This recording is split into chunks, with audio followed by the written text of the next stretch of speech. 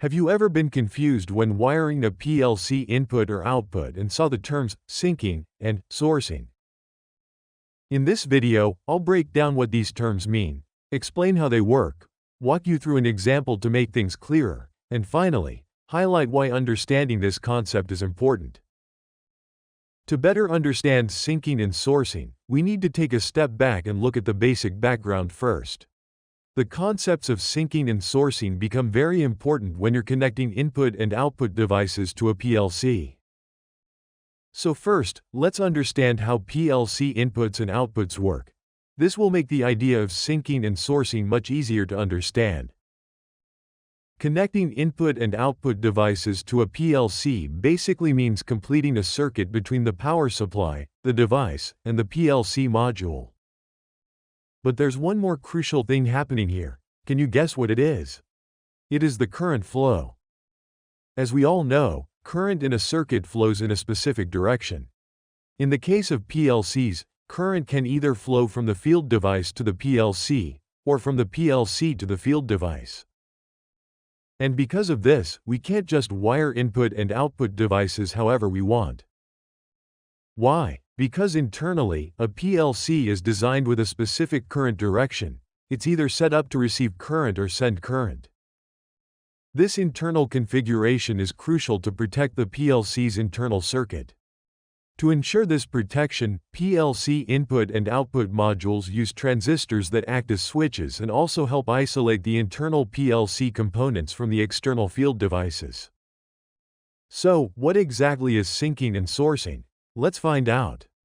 In PLC systems, syncing and sourcing refer to the direction of current flow between two devices. Here's the key idea. The device that supplies current is called the source. The device that receives current is called the sink. Let's break it down further. In a syncing configuration, current flows into the PLC from the field device. In other words, the PLC is acting as the sink and the field device is the source. In a sourcing configuration, current flows from the PLC to the field device. Here, the PLC acts as the source and the field device is the sink. When dealing with syncing and sourcing configurations, there's something very important to pay attention to, and that's the COM terminal of the PLC and how it's connected to the power supply. For a syncing PLC configuration, the PLC's COM terminal is connected to 0 volts or ground of the power supply. For a sourcing PLC configuration, the COM terminal is connected to 24-volt DC of the power supply. There's another point you should know. Some PLC manufacturers describe syncing as NPN and sourcing as PNP. For the wiring configuration, NPN PLC input requires a PNP type signal from the field device, while a sourcing PLC, or else PNP type PLC input requires an NPN type signal from the field device. So, it's important to match the signal types correctly when wiring sensors, switches, or other devices to your PLC. Connecting the wrong type can lead to incorrect operation or even damage. Okay, by now, I hope you have got a good understanding of syncing and sourcing. But you might be wondering, does this concept only apply when wiring input devices? The answer is no. The concept of syncing and sourcing applies to both input and output module wiring, depending on the type of PLC module you're using. Let me explain that further. You must consider syncing and sourcing when wiring input modules. That's a given. But when it comes to output modules, whether you apply this concept or not depends on the type of output module your PLC uses. Let's break it down. If your output module is a relay-type digital output, then you don't need to worry about syncing and sourcing. Why? Because relay outputs are electrically isolated from the PLC's internal circuit. They act just like mechanical switches, so the direction of current isn't a concern. But if your PLC output module is a transistor type, then yes, you do need to consider syncing and sourcing. That's because transistor output modules are not electrically isolated like relays. Instead, the COM terminal of the module is directly tied to either 24-volt DC or 0-volt DC, depending on whether it's a sourcing or syncing configuration. So here's the key takeaway. How you connect the COM terminal of your PLC module to the power supply completely depends on whether your module is syncing or sourcing. Sometimes you may hear people say this concept only applies to input wiring. In fact, I mentioned the same thing in video 7 of this series. But now, with this explanation, you can see why that's not always the case. When you're using transistor output modules, you must apply the syncing and sourcing concept to your output wiring as well.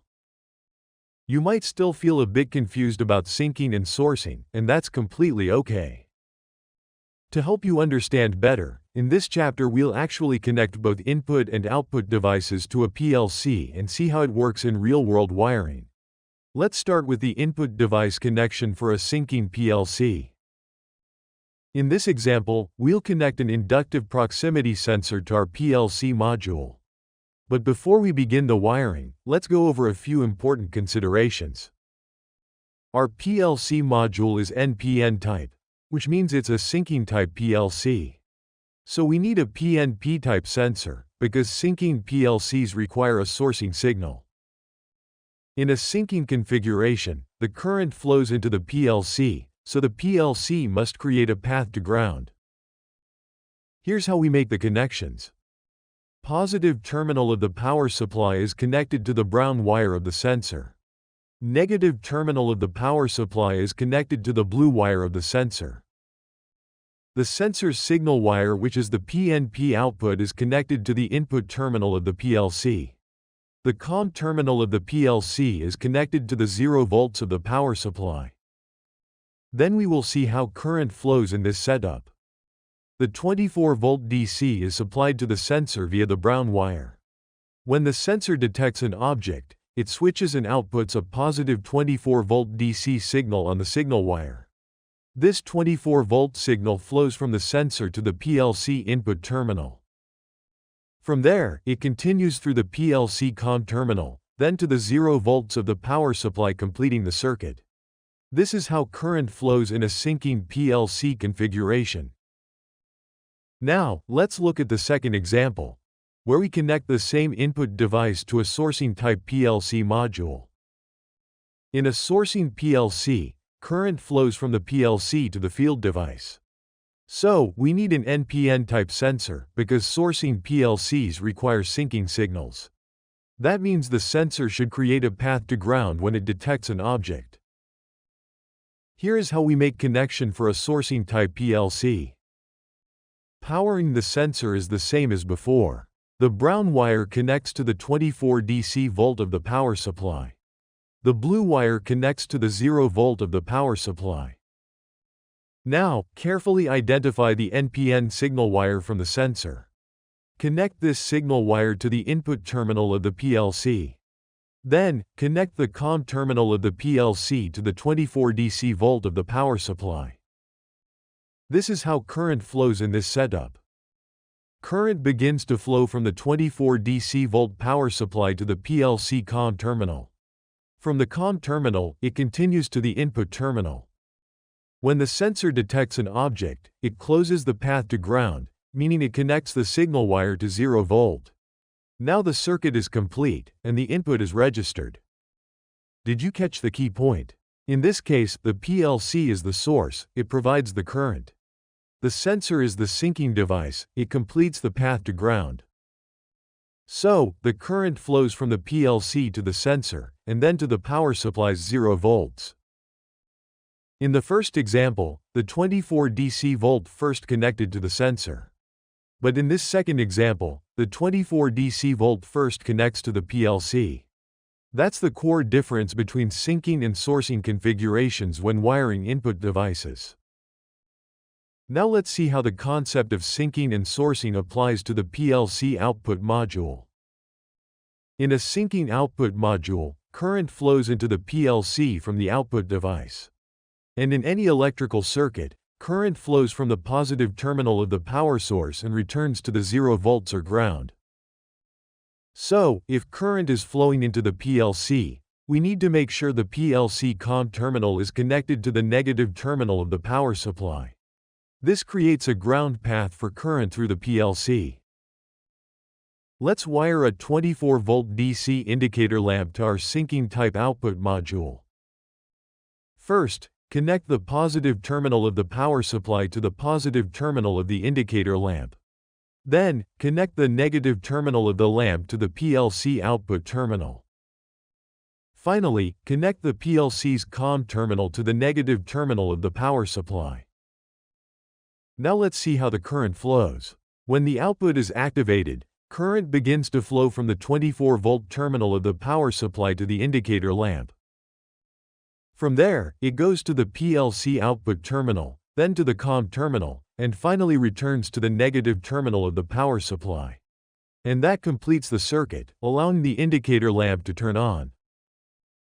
So remember, for a syncing output module, the COM terminal must be connected to 0 volt, because the current is flowing into the PLC from the field device. Now let's talk about how a sourcing PLC works when connected to an indicator lamp. In a sourcing device, the PLC supplies current to the load. That's why we call it a source. So, the PLC is acting as the current provider in this case. To help you understand this better, let's connect the same indicator lamp we used earlier with a syncing PLC, but this time with a sourcing PLC. This way, we can clearly see how the wiring configuration changes. So here's the setup. First, the COM terminal of the PLC is connected to the positive terminal of the power supply. Then, the output terminal of the PLC is connected to the positive terminal of the indicator lamp. Finally, the negative terminal of the lamp is connected back to the negative terminal of the power supply. Now let's look at the current flow. The current starts from the positive terminal of the power supply, goes into the COM terminal of the PLC. From there it flows through the output terminal to the positive terminal of the lamp, and finally it returns to the negative terminal of the power supply. That's how current flows in a sourcing PLC configuration. The key point to remember is, the PLC COM terminal is connected to 24-volt DC, and the PLC sends current out to the device. In this case, to the indicator lamp. So in sourcing mode, the PLC is giving current to the device, acting as the source. Why is this concept so important? Let's talk about that for a moment. Whenever we connect input or output devices to a PLC, we're basically creating a complete circuit between the PLC, the device, and the power supply. If we don't understand the syncing and sourcing concept, we might wire things incorrectly, and here's what can go wrong. The PLC might not detect the input signal properly, so your program won't work the way you expect. Even worse, incorrect wiring can damage the PLC or the connected devices. And that can lead to unnecessary downtime or costly repairs. So to keep everything safe, reliable, and functioning correctly, it's really important to understand whether your PLC is syncing or sourcing, and connect your devices accordingly. Okay, before we end, let's go over the main things you should take away from this video. So, what's the main difference between syncing and sourcing in a PLC circuit? It all comes down to the direction of current flow between the PLC and the connected devices. In a syncing setup, current flows into the PLC from the external device. In a sourcing setup, the PLC supplies current to the device. That's why we call it sourcing. Here's how the wiring works for each type. For a syncing PLC, the COM terminal is connected to the negative terminal of the power supply. This creates a path for the current flow into the PLC. Basically, it pulls current in. For a sourcing PLC, the COM terminal is connected to the 24-volt DC positive terminal of the power supply. This way, current flows out from the PLC to the external device, making the PLC act as a source. You'll often see manufacturers label sourcing PLCs as PNP and syncing PLCs as NPN. This means a PNP PLC needs to be connected to NPN input devices, and an NPN PLC needs PNP input devices. This concept is especially important when wiring input modules, but it can also apply to output modules, particularly if they use transistor-based switching. In the end, whether a PLC is syncing or sourcing is determined by the transistor circuit inside the PLC. Understanding this concept helps you correctly wire your sensors, indicators, and other devices to the PLC without causing damage or confusion. Amazing viewers! If you have questions or suggestions for future videos, drop them in the comments. I always enjoy hearing your thoughts.